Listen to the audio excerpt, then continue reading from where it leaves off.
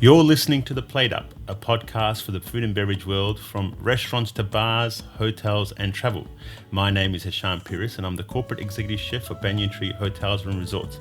And I'm joined by my F&B counterpart, Sebastian F&B director at the one and only hotel in Mexico. And over the next hour, we are hoping to tackle some of the hottest topics in F&B, share some stories, go through our process, talk about the lessons we've learned, and how to untangle some of the complexities in this industry. Now, did you watch James Hoffman's Aldi coffee machine review at all? I have not watched the Aldi espresso machine review, but have you? Yeah. You've seen it, huh? I watched it. Okay. It, and he doesn't like it. Okay, right? He doesn't like it. I haven't watched the video, but I can give a bit of background for people who don't know on who James Hoffman is. James Hoffman is, he has a Wikipedia entry, so I guess he's someone. Oh. He's an English. We don't. Maybe I don't. He's an Englishman. He's known on the internet scene as a YouTube video producer, content producer around coffee. Before being on YouTube, he was a barista, and he was the 2007 World Barista Champion. He won that, and the following year, in 2008, he founded a company called Square Mile Coffee Roasters, which is a London-based specialty coffee company. And he also has released a book, which is the World Atlas of Coffee, which is available pretty much everywhere, and it's one of the leading references about coffee.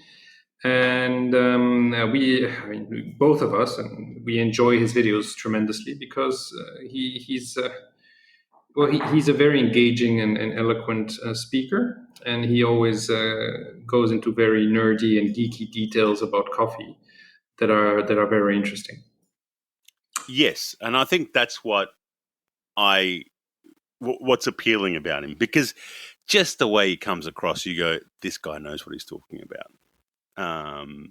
But what my gripe, if anything, right, with this is so he did this Aldi coffee machine review. I think it's £2.99 or something like that, right? So Aldi is what? Is like a budget supermarket? So Aldi. Now we don't have Aldi in Thailand. We do have Aldi in Australia, and we have it in Melbourne. Aldi is a German supermarket company where now I'm not going to even give the percentages, but majority of the percentages are under their own brand. So you won't find Heinz, and you won't find Kraft, or the big name brands. You will find, so instead of Heinz ketchup, you'll find the Aldi version of it, or their own name brand, right? Now, but the thing is, they don't have they do have their own name brand, so like their own store name brand. But then one of the things they're kind of famous for is buying product from within the local producers. So they will go to local producers and say, okay, we want you to make ketchup for us. Under whatever brand, right? So that's okay. So that's their model, right? They don't have it's very much simple approach. They don't have a lot of shelves. They put pallets down, and in the pallet you just buy things directly. You bag your own groceries, which where as opposed to the checkout person would be bagging it for you. It's very simple, so they cut out a lot of the nonsense. Now, they are also famous for selling other things that are not food, right? Okay. So now, I reckon if I lived back home in Australia, I probably would be buying some of their stuff. They're famous for recently. Now, I know there's a lot of other stuff, but they're quite famous recently for their version of the Thermomix. Okay. Right? So they have their own version of the Thermomix. They're quite famous for that. There's an air fryer, which is really cheap. Now, the coffee machine is the latest one. And I'm not sure if you've seen Breville has this Yes. beautiful looking, grinder coffee machine. Breville, I think it's called Sage if you're in some parts of the world. It's Breville in my side of the world. Correct. So Breville do one. DeLonghi also do one like that. We're So speaking of single units or single group espresso machines. Exactly. For home. For home. Yeah. It's for home. So it looks like a professional coffee machine, but it's for home. Exactly. And it's an all-in-one. I mean, it's got the grinder unit attached to it and that. So Aldi's made their version of it. From what James Hoffman says, it's $2.99. I could be wrong, but it's around that. £2.99, yes. Pounds, yep. And he says the Sage Breville version is double that price, right? So he wants to see if it's worth it, Now, this is my gripe with that. Okay, he hates it, and that's fine, right? But I think he's an expert in his field. And he's now reviewing one of the cheapest coffee machines, right? Now, £2.99 is a lot of money. Let's not forget that, right? But I kind of think, it's I'm trying to find how we could kind of connect it to us. It's nearly like you got those really nice wine openers and wine savers, right? And it's nearly like you reviewing the cheapest one and saying, well, this is garbage, right? But realistically, and it's because it's on the budget end. It's not, it's not. It does what it says it does. It makes coffee. It saves wine. It cuts whatever the product is, right? It does its thing. It doesn't do it to the same level as the double the price, triple the price version of it. But then people that are buying that are not really looking for that same output. I mean, that's where I sit on this. I think, it's nearly like me buying the cheapest knife possible, right, and saying, well, this is a garbage knife. The metal's rubbish. It goes blunt too quickly, and, you shouldn't be buying it. But, the reality is there are people but does it do the job of being a knife? Yes. It does. It cuts through what it's supposed to cut through, right? So, maybe for me as an expert in my field, I don't need. I shouldn't be looking at that knife. I should be looking at the German knives. I use Trident knives for all the chefs out there. If they want to know what kind of knives I use, I've always used Trident knives, so Trident Wusthof knives. But I do have 3 Japanese knives, and I do have a few Furi knives, which is an all-metal construction. So the big brands in knives, and we're getting a little bit off topic, is you got your German brands, and you got Global, which is a lighter metal Japanese style, Japanese European style, and then you got Furi, which is I think an Australian brand, and then you got the Japanese knives. So I've got a couple of Japanese metal-like knives, right? They're considered to be the top end of the class. If you're going to go and buy cheap knives that you can buy at your supermarket and complain that this isn't good, well, it's not designed for you. And I kind of think this coffee machine at Aldi isn't really designed for James Hoffman, right? Like he's got his scale there. He's got his, he's trying to check out, if it can do a certain dosage and if it's going to do 17.5 grams of coffee. And I'm sitting there going, James, what are you really expecting? Like, this is not, I kind of think that machine's giving an experience to a person who wants to experience espresso, cafe culture at their house, right? At a budget end. What are your thoughts on that?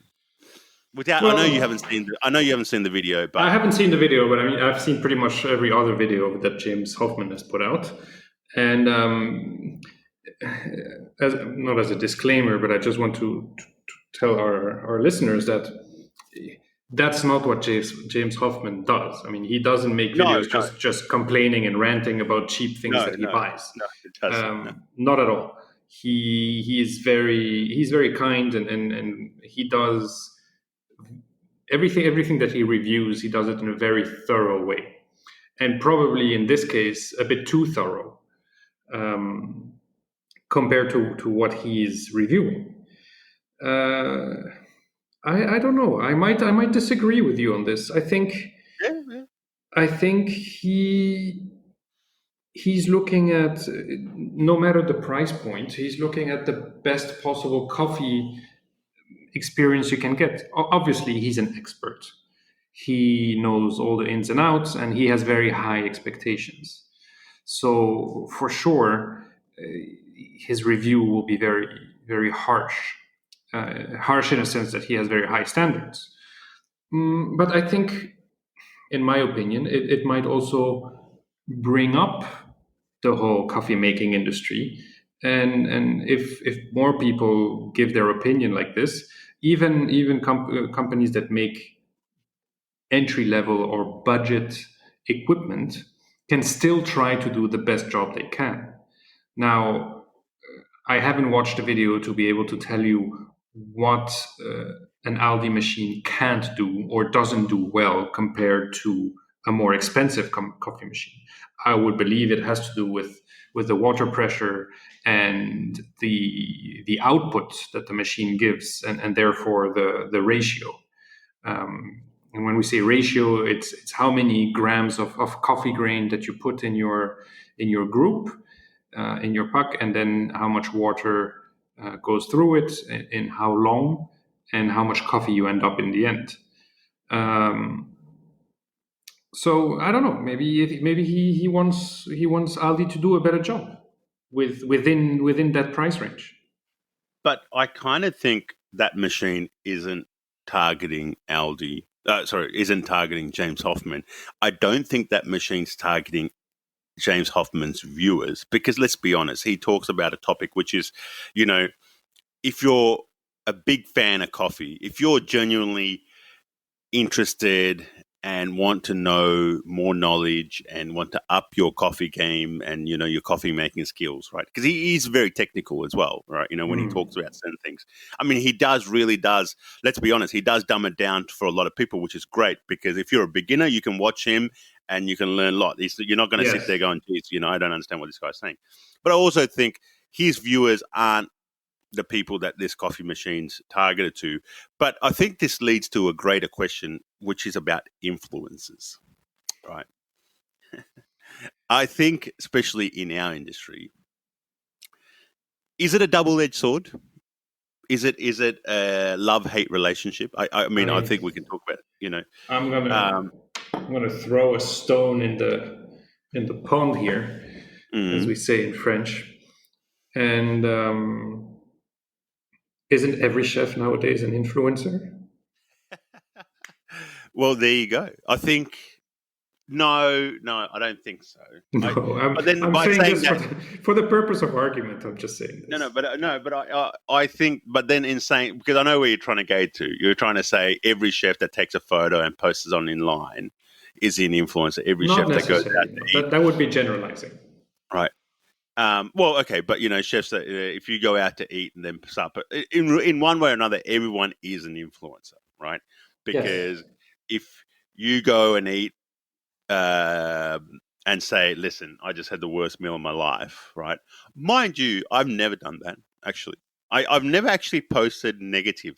I mean, I've spoken about it individually, but I've never posted negative reviews or comments about restaurants. I don't think I post that many great, you know, if I've had a great meal as well. I mean, I might say I had a great meal last night. I think it's purely because I know what it feels like, not to justify, you know, a bad meal, but you just don't know what's going on, especially when you're in the industry and you're in the back of the industry. Sometimes you just don't know. Now, I guess when you're at the top end of town and you're paying big bucks, yeah, fair enough. But let's go to those people that, let's put those inverted commas, call themselves influencers. and live the life of an influencer, right? Yes. I read recently a article from a New Zealand patisserie who wrote, before you send, they posted this on their social media. Before you send that email asking us to collab with you in return for free products to post on your pages, stop and think for a second. Right? Stop for a second and think about the restaurateurs, food producers that have had zero income for the last month, the possibility of 50% drop in their revenues for the next few months, whom you're asking for free stuff, right? Free samples. We're all trying to sustain our business through rocky waters. It's time for you to bring value to your local businesses and go and order for some food and pay for some food, I guess. Pay for it, post about it, feel good about it, just like you've helped a small business. So right now, yeah. So to put things in perspective, an influencer, when we're talking about an influencer, is someone who is a public figure or has a certain following online, no matter what social media platform, and whatever, and they post reviews or opinions about products, and because they have such a large following, they are considered as influencers. Is that correct? That is correct. That's correct. Okay. So in this case, that person reached out, or a person reached out to this patisserie in New Zealand, asking for a free meal or some free pastries in exchange of a post or a review. Yes. Okay. And so this is an interesting time because previously, a while ago, I read an article that influencers are struggling right now because of the travel ban. They can't travel. They can't go and post about things. They're running out of content that they can post about, right? Which brings its own challenges. Yeah. Now, I 100% agree with this post. I think if you're a legitimate influencer, I see it in some cases. They will say this is a paid for product, right? Even James Hoffman, actually. Paid for or sponsored, yes. Yeah, he might say, listen, I was given this for free, right? He will say that. He will be very upfront about it at the start and say, listen, this is an independent review, but I was given this for free. You hear it on a lot of things. People that review cameras, I watch on YouTube, I watch videos about coffee machines, cameras, computer games, the lot, right? And they will always come out at the front and say, we were given this for free. This is a demo review. I have to send this back, whatever.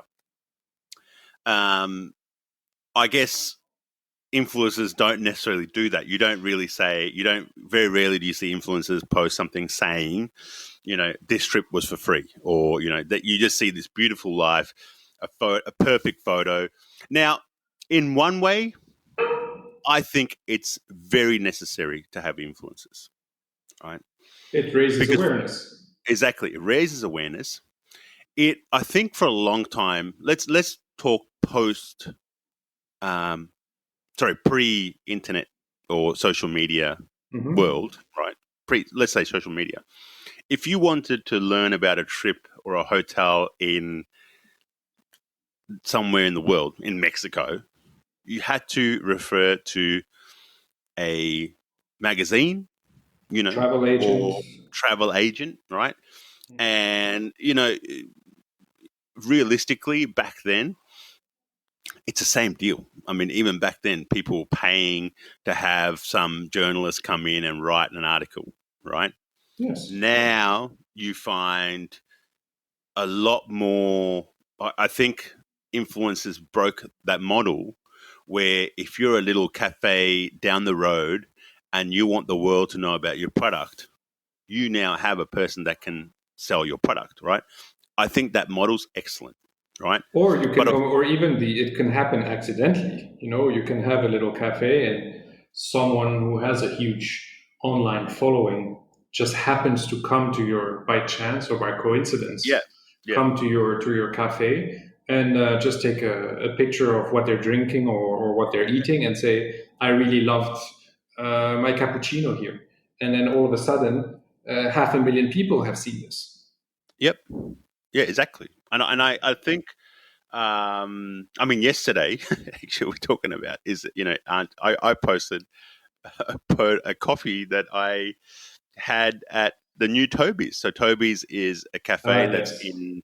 in Bangkok. I never went to the original. I was always told that's where you get the best breakfast in town, purely because they say it's like an Melbourne style breakfast. And those who live in Melbourne and Australia, they will know what that means, right? And they said that's if you want that, it's renowned to be one of the best coffee cafes in Bangkok, especially for breakfast, and because we have a big breakfast eating culture back in Melbourne. By accident, our taxi driver drove down a street, and we suddenly saw this shop open, and we were like, "Oh, what's that about?" So when we came back we actually went to a mall and then walked back, and we made a note to actually walk past this shop that we saw.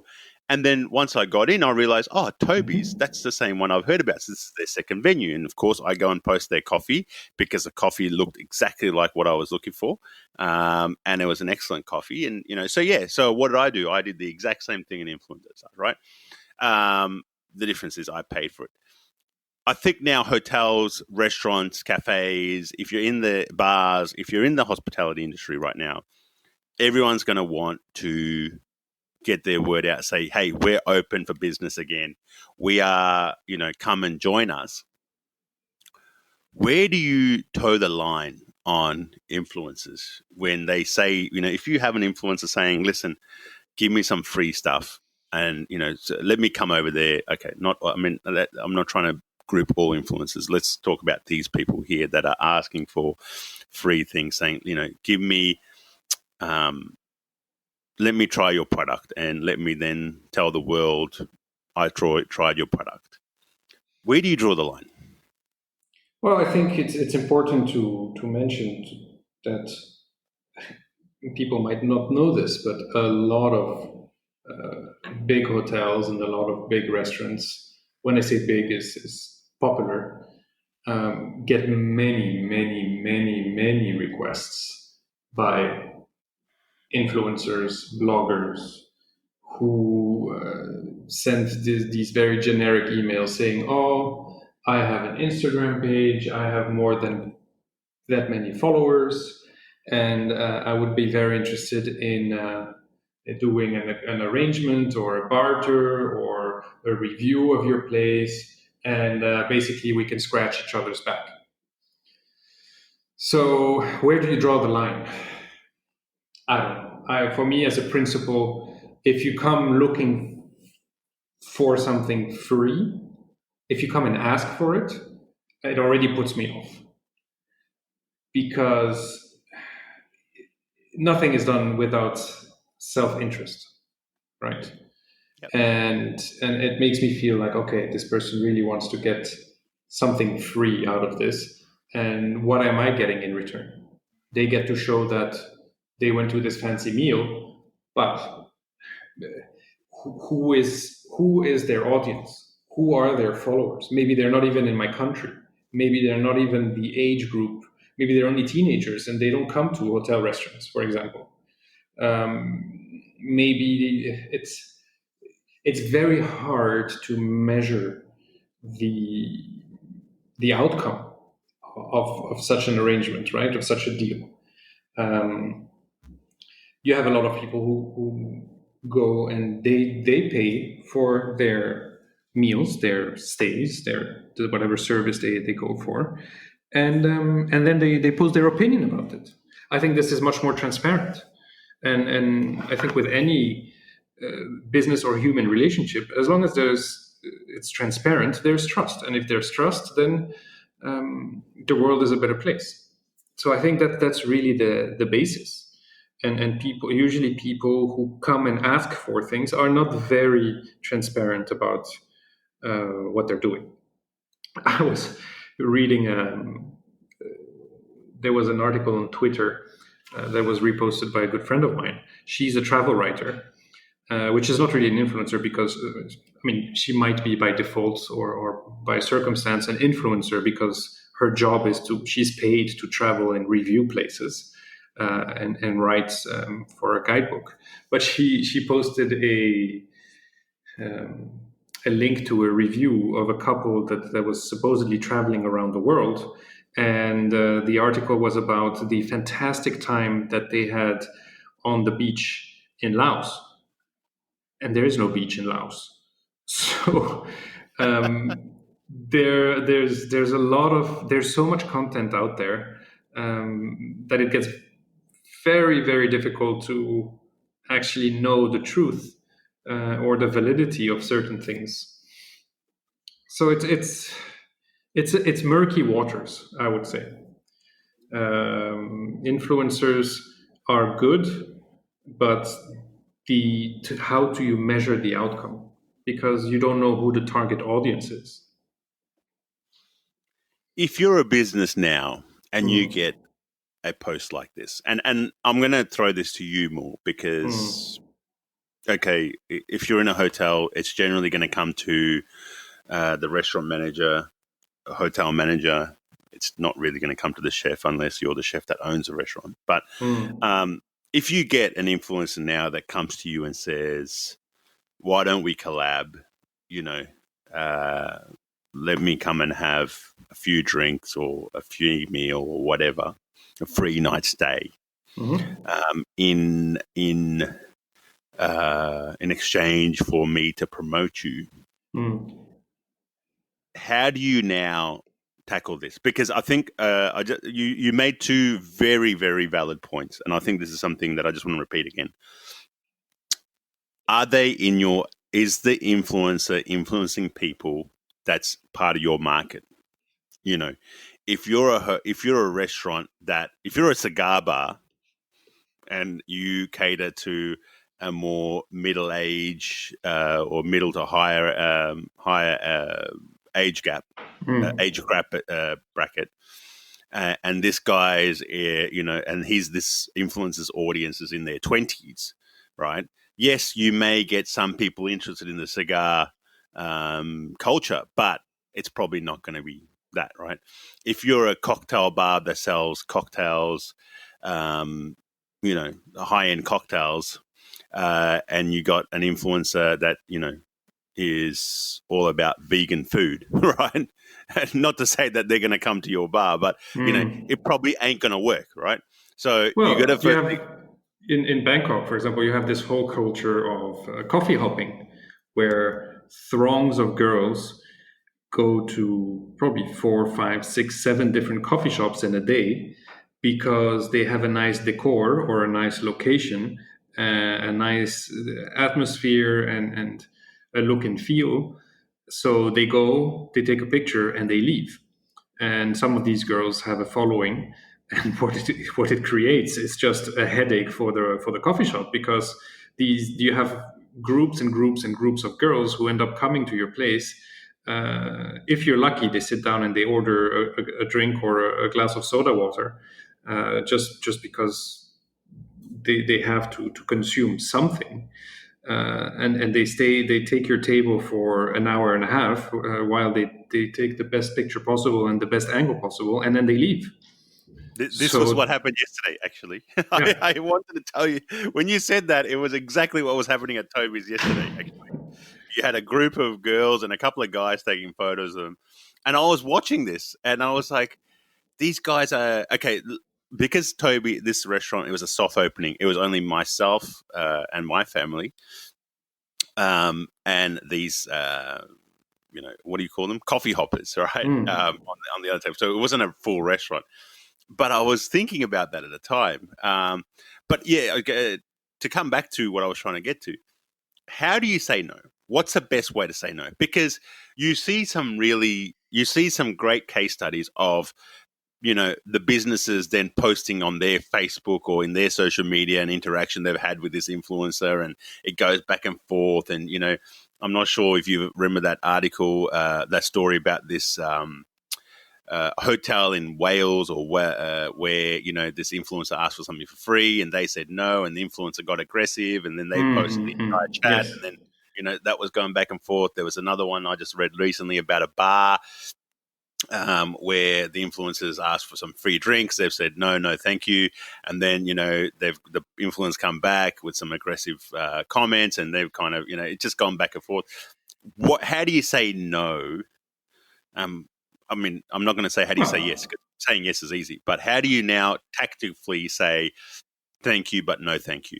Well, my first answer is, as if, like me, if I receive something like this, I will read it and I will press forward email and I will send it directly to my director of PR. And she will deal, or he will deal with it, because that's what they do. They deal with public relations, and they will go through the same steps that I just mentioned, which is okay. And to be honest, they will give you their time, in the sense that they will see, okay, who are you? What do you do? What content have you published? And what is your audience? And what kind of what are you legit? That's the first. That's the first question. Also, is are you legit? Because in big international brands, any brands, hotels, luxury, fashion, retail, IT, any brand, you have to protect your brand, and you have to know who you're talking to and who is your audience, and you need to make sure that everything is aligned. And so you're not going to just let anyone come and review. Because to give another example, you as a hotel, you might say, okay, sure, come in. I'll give you two nights and breakfast. And then the person comes in and you find out that it's, I don't know, it's a swimsuit influencer. And so they're there just to take pictures of them on the beach or in the sea or in the pool, promoting their swimsuits. And so, yeah, great. They had a perfect location and a wonderful background for their photo shoot. But what business does it bring to your hotel? Nothing. So that's really money thrown out of the window. So to come back to your question, how do you say no? I think anyone should have the right to say no and say, sorry, it's not my target audience, or sorry, we don't do this as a policy. We don't give freebies. You have some hotels that are very, very strict on this. That also is to prevent corruption. So you have a right to say no. And I think the cases that you have mentioned, like backlashes that were made public online, are usually when an owner or a hotel owner, a restaurant owner, wants to make a point and say, hey, sorry, but this is not correct. You asked me to give you something for free. I have a right to say no. And if you get upset with it, well, then too bad. But I can't accept this behavior. And no one should. Then it becomes really petty. Yes. So to repeat, if you're so hotels direct your PR. If you're a small bar or cafe. So if you're a small bar or cafe, again, go through the same steps, or a small restaurant. Find out, do the due diligence, do a bit of homework, go to that person's social media. I mean, this is what they will put forward and promote. And how many followers do they have? Where do they come from? And see, okay, if you're a little cafe and you see that person goes around the world to review cafes and they've only posted positive reviews, and you can see that they genuinely care and want to promote things that they truly enjoy because this is what they're passionate about, then give them a chance. You have nothing to lose. But if you see that they want to glorify themselves and just make themselves look cool, and the main point of their promoting between bracket is themselves in a nice decor, then maybe you will be wasting your time. This is not for you. And you have the right to say no, and you should say no. You can say no in a nice way. You can say no, this is sorry, we're not interested, or not at this time, or this is not what we're looking for. And you leave it at that. And then if they become aggressive, then you have every right to make it public or to tell them, well, sorry, listen, you asked me for something and I said no. You don't need to get upset about it. Yeah. I think that's very good. Very good advice there. I think also when you are looking at their, if you're doing the due diligence, see what engagement they have as well. They Yes. may have 20,000 followers, but if every post only gets 50 likes or 100 likes and 3 comments, or Yeah, that's already a red flag. that should say to you, listen, this guy, even though he's got this big following, he's not getting the engagement that he should be getting. So that's an important factor to consider. Are they more in detail? Are they, when they post, for example, let's take the example of Instagram. If they're posting a picture of their experience at your place or at any other place, when you're doing the due diligence and you're looking at their posts from previous places, do they tag the place? Do they check into the place? Do they give details about where it is? Do they give an educated opinion about also what their experience? Because let's not forget, food and beverage is a very, very suggestive world. Everyone has different tastes. You can't just say this coffee is terrible. You need to be able to explain why this coffee is terrible to you. And I think a lot of people make the mistake of going to restaurant, self-proclaimed foodies say, oh, this restaurant was rubbish or it's not good. And 99% of the time, I would correct people and say, no, it's not that it's not good. You don't like it. Yeah. There's a difference. Yeah. Because what is not good for you might be great for someone else. Exactly. Is there any influencers you yourself follow at all? You know what? I never think about the word influencer. But if you tell me influencer, then I would probably think about people or companies or accounts that I follow actively, that when they release something new, I'm excited about it because I know I'm going to learn something new, or I'm going to see something that is of interest to me. And so, yes, at the end, they influence me positively because I get to see more of the things that I like and that I enjoy. So that for me is an influencer.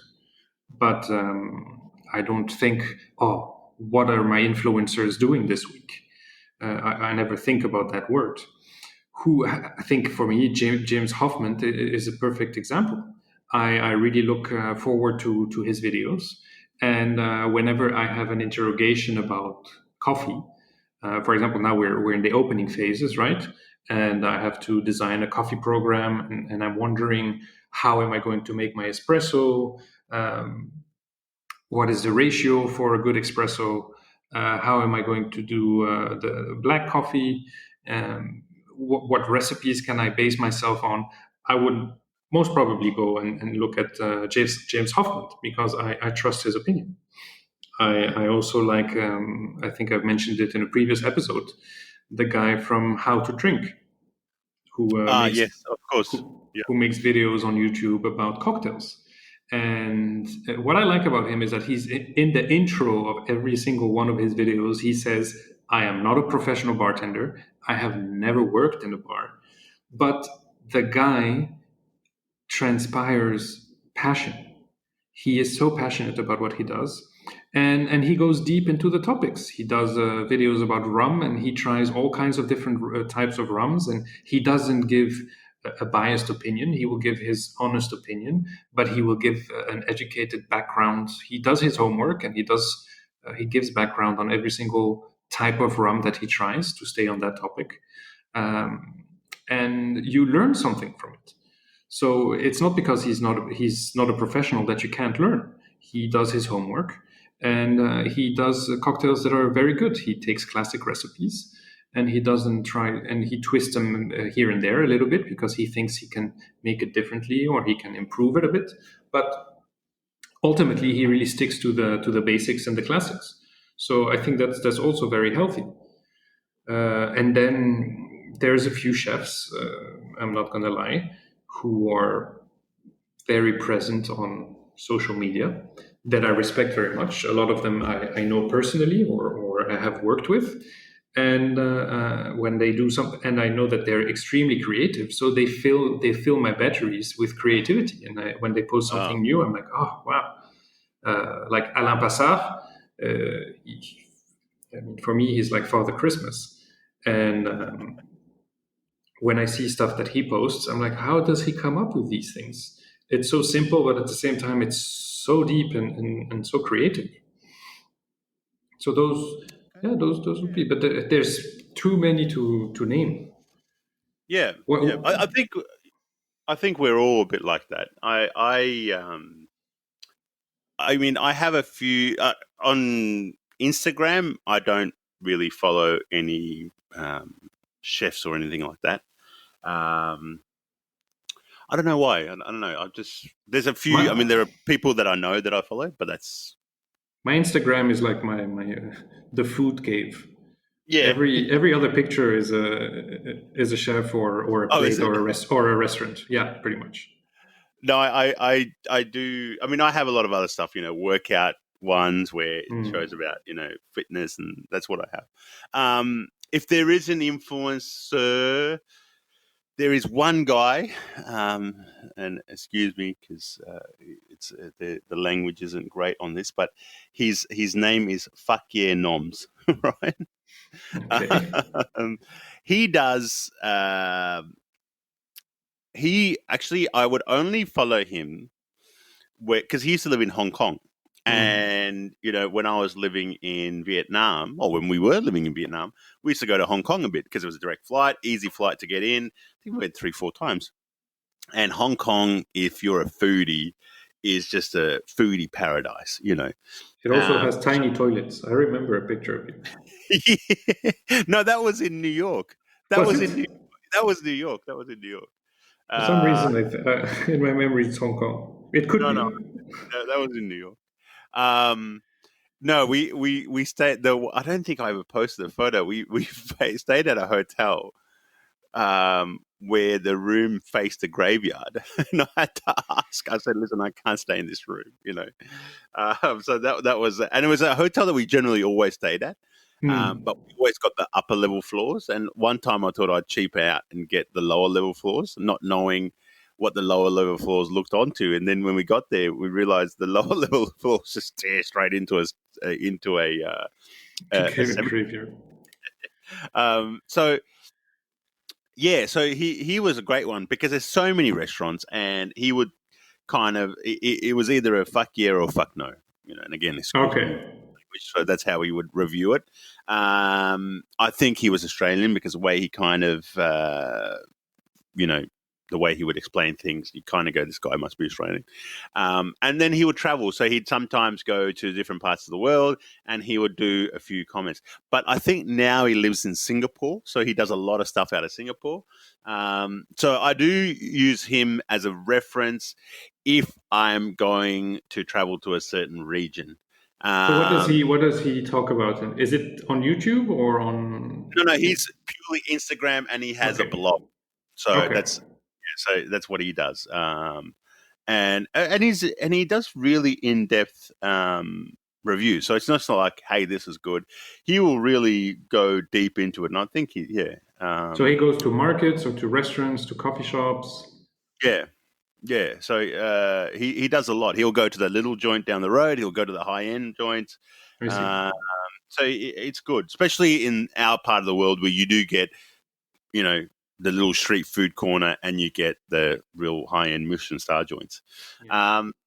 Steve the bartender is another guy I follow on YouTube. Okay. I just find his cocktails quite easy to follow, and they're not long. He just kind of gets into it. And I've seen your guy. I've followed your guy, the How to Drink. So, yeah, I think, and yeah, of course, James Hoffman when it comes to coffee, and but not so much. I mean, I kind of. I don't know. I try and keep my interests, the things that I watch outside of work, to try and keep it as low. I try and keep away from the food and beverage side of things. I mean, there's a lot of unbox therapy. I watch a lot of unbox therapy, which is technology, because that's always been a love. And I watch a lot of stuff about cars. So Donut Media does things on cars, and Car Fiction, Top Gear Online. So I try and fill it up with other things. Joe Rogan always keeps me. Which is healthy, actually. Yes. It is healthy. I mean, there are the only couple of food-based ones I do watch Bon Appetit. Okay. Right? Yes. I mean, Bon Appetit, Munchies, they're all kind of the same, and I always kind of borrow. There's certain recipes I find interesting. There's one presenter on Bon Appetit called Brad, who I always enjoy watching. So I kind of I always go on to that. There's another one called. I think we should put all the links to all of these in our description, so that people who listen to this can go and figure it out by themselves. Yeah, there's one called Gozney, which is G-O. Is that how you would pronounce it? Gozney. Gozney? I believe so. Yeah. I think so, yeah. They make a product called the Rock Box, which is a indoor pizza oven. Okay. And they do their own series. Marty Madison's been on there. I see. Yeah, I remember. Yeah.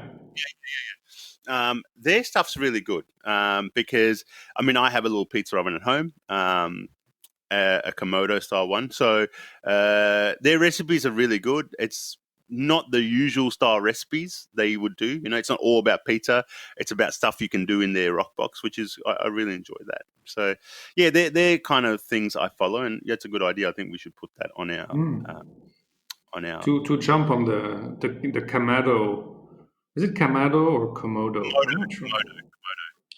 So the Komodo is how would you describe it? It's a ceramic cooking vessel. From Asia, so it's based on Asian cooking technique, which is Japanese and Korean, if I'm not too wrong.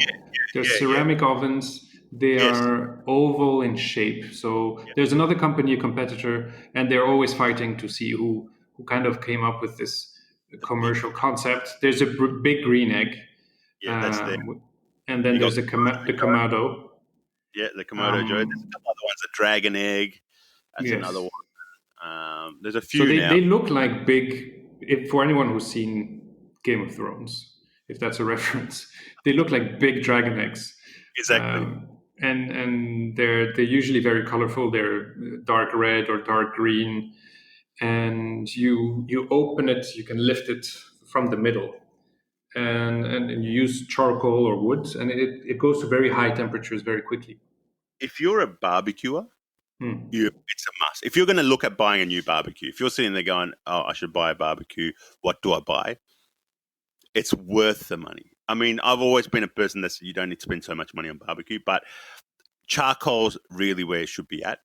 And this gives you that oven cooking experience. It gives you that pizza oven cooking experience as well, because you can get the temperatures really, really hot. Yes. And it also gives you that barbecuing, flame grill option as well. So it's an amazing piece of kit. Now, we started with coffee. Yes. What's coffee like in Mexico? There is a very vibrant coffee scene here. But is it good coffee? It is good coffee. It is very good coffee, I have to say, from what I've tried so far. I have been lucky enough to, maybe 2 or 3 weeks after I have arrived, to do a quick trip to the city of Mexico. Because I'm not in Mexico City, I'm on the west coast of Mexico. So I was put in contact with a company called Buna Cafe, and they champion local coffee. So they work with local coffee growers, farmers, and they go very deep. They go from the soil to the bean, and they really follow the coffee throughout its life cycle, from a tree, a plant, all the way to your coffee cup. They also happen to be the official distributor here in Mexico for La Marzocco, which is one of the very high-end coffee machines from Italy. Okay. And they do a very interesting approach, I have to say. They basically do coffee blends based on flavor profiles. So they would do, for example, they have one that is a sweeter uh, coffee blend, and another one that's a bit more sour, more acidic. And so each year they will work with their farmers, they will do trials, and they will adjust their blends to always kind of reflect these profiles. So when you're looking for something very sour or for something a bit sweeter or more easier to go into, they have that available. So I thought that was very interesting. And just to stay on them for a bit, they also work with the soil. They do analysis of the soil of the farm where the coffee is grown. They have different farmers, and they try to they test the soil. They get the composition of the soil, the pH levels, and they help the farmer to develop organic fertilizers that will bring in what the soil is missing or lacking, to help them to increase their production without going industrial. So, for the same piece of land and the same like the same number of coffee plants planted, they will just try to reinforce the soil to have a bigger crop. So they sometimes manage to increase by 1/3 or even sometimes double the production uh, after a few years. So I thought that was really great because they're really helping. Instead of going the, again, between brackets, fair trade route, saying that they will pay more for the coffee, they will just try to help the coffee grower to grow more coffee without sacrificing their land, which I thought was very nice. Definitely.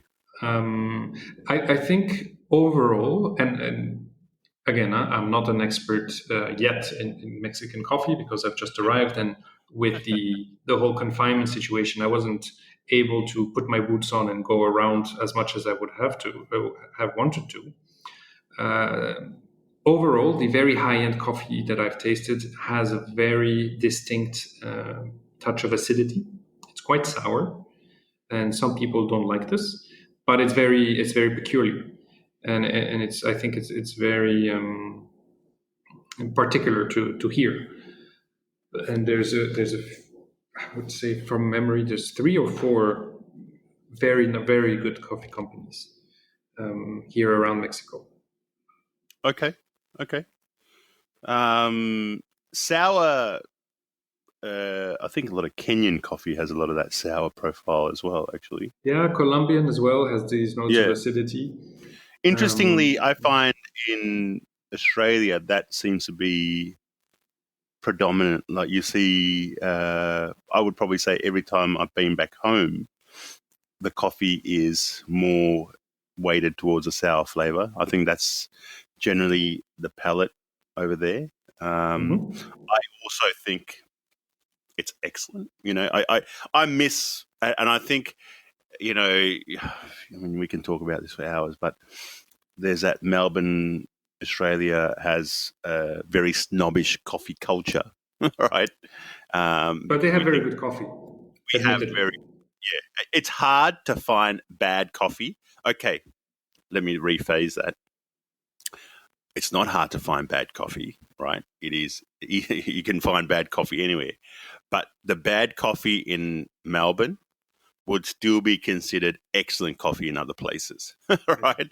Like if you live in places where you go, oh my God, this coffee is not great, right? And I'm not going to say places because I'm very passionate about my coffee, right?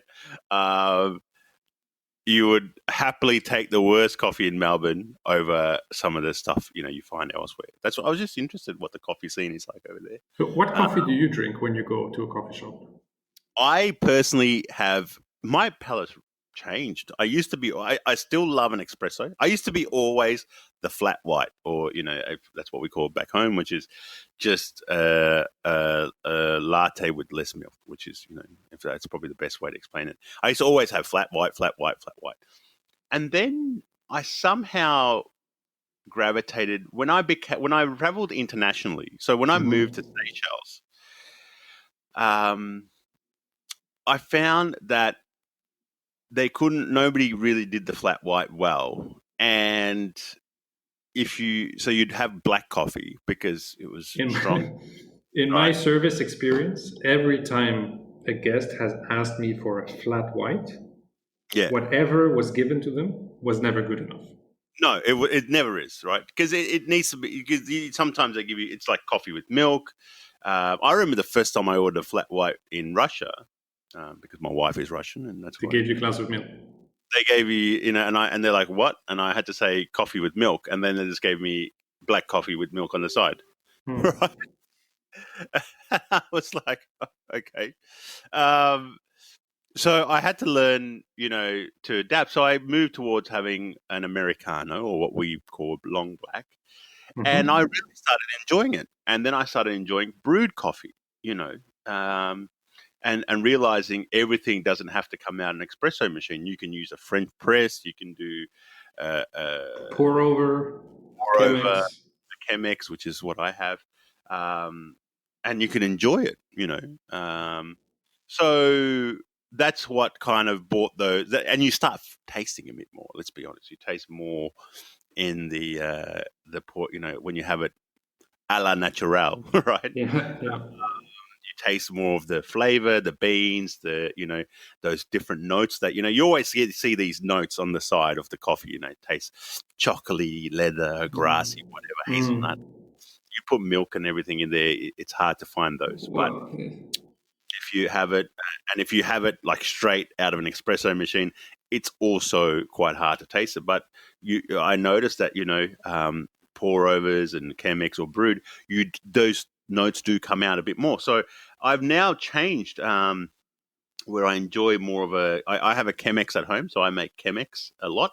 Not because I prefer that over a pour over or a V60, it's just what I have at home. I have a Flair manual espresso machine, which I also use at home to make myself a Flair coffee or an espresso. So, but we have a lot of coffee beans at home, because we have a friend in Kenya, so she would always bring us a lot of just beans from Kenya. And when I traveled to Laos for work, I'd always pick up some beans from there. of course. Vietnam, I used to get some beans. I find Vietnamese beans not as great for espresso. Vietnamese beans work great for the way they have it. Well, espresso, like Vietnamese coffee, is mostly it's robusta. It's not arabica, and it's very darkly roasted. It's a coffee that is much more bitter. And in Vietnam, they sorry. Very chocolatey as well. Very chocolatey, and in Vietnam they drink it really very strong, very concentrated. So it's quite particular. Blocks of ice and condensed milk. So yeah, and I try and make my own blend. I worked out this 3-2-1 blend, which is 3 parts Kenyan, 2 parts Laos, and 1 part Vietnamese. And we find at home that works great for espresso, pour over, Chemex. My wife actually uses a bit like a James Hoffman machine that he badmouthed today, right? We have a Longy version at home. She uses that because it's easy, it's convenient. She's not as hardcore as I am with coffee, and that's where I come back to. You're not that hardcore. That machine will do what you want it to do, make coffee. So, and if I use it for my Flair espresso, it works. So we find that's a very good blend that we do, and I'm trying to learn a bit more about it. So yeah. Yeah, one last thing I wanted to say about the coffee topic, and something that, and it might be a takeaway for someone who listens to us, and I've learned this from James Hoffman. In hotels and in restaurants, you are taught to everything has a purpose.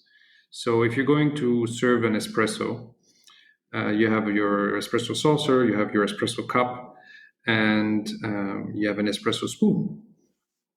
And if a guest, as a standard, you would always bring sugar with you because if someone wants sugar, well, you have it with you. So as a standard, you would always drop it on the table so that if someone wants to use it, they have it. If they want to use sugar, they have a spoon that you brought with the cup and the saucer so that they can mix their sugar.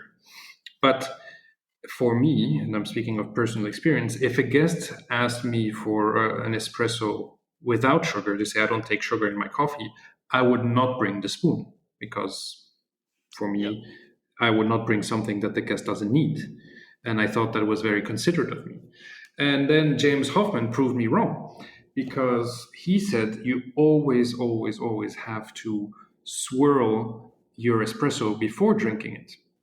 And the reasoning is because your espresso shot, when it comes out of the coffee machine, has different levels of density. And the very first drops of the coffee that comes out of the coffee machine are very dense. They're very thick because they are the first ones who were in contact with the dry coffee ground. But of course, throughout the pull, as we call it, throughout the extraction of the coffee gets less and less dense. So in the end, in your espresso shot that just came out of the machine, the dense coffee is at the bottom. And if you don't mix it, if you don't swirl it, your first sip is only this diluted coffee that sits at the top. So if you want the full flavor spectrum of your espresso, you need to mix your espresso. So now, when someone asks me for an espresso without sugar, I always bring the spoon. I think we just gave our very first, the played up top tip. There you go. The played up top tip. You just heard it here right now. Well, I think on that note, I think we've come to the end of another episode of the Played Up. Thank you for listening to us if you got this far. Yes, thank you for listening. It matters a lot to us. It means a lot. We enjoy these conversations, obviously, but we hope people listening to us also enjoy them. Exactly. And until next time, thank you and stay safe out there. Yes, thank you for listening. Stay safe.